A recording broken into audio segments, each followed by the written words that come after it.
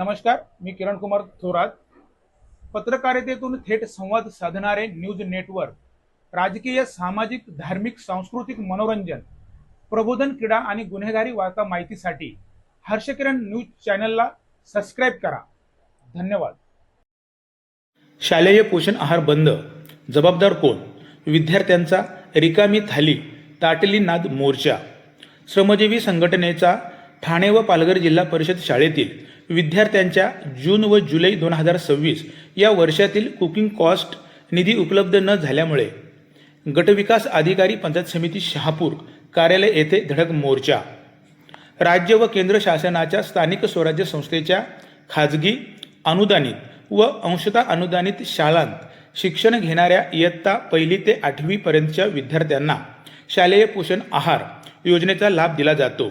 या योजनेचा मुख्य हेतू शाळेतील मुलांची पटसंख्या वाढविणे, विद्यार्थ्यांचे कुपोषण रोखणे आणि मुलांच्या आरोग्यात सुधारणा करणे हा या शालेय पोषण आहार योजना प्रधानमंत्री पोषण योजनेचा मुख्य हेतू असताना माहे जून व जुलै 2026 या महिन्यापासून योजनेअंतर्गत तांदूळ, कडधान्य, खाद्यतेल व इतर खाद्य साहित्यांसहित स्वयंपाकाचा खर्चाचा निधी सरकार व प्रशासनाकडून शाळेच्या खात्यावर जमा करण्यात आला नाही.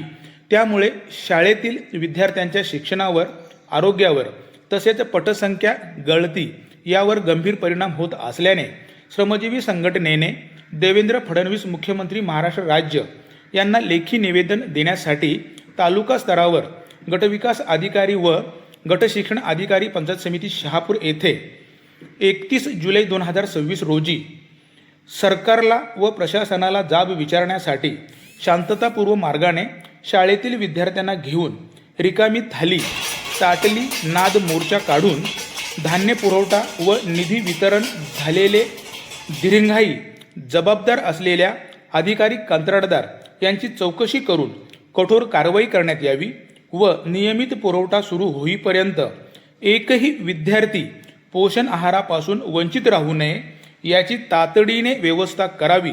या मागणीसाठी मोर्चा काढून गटशिक्षण अधिकाऱ्यांच्या मार्फत मुख्यमंत्र्यांना निवेदन देण्यात आले.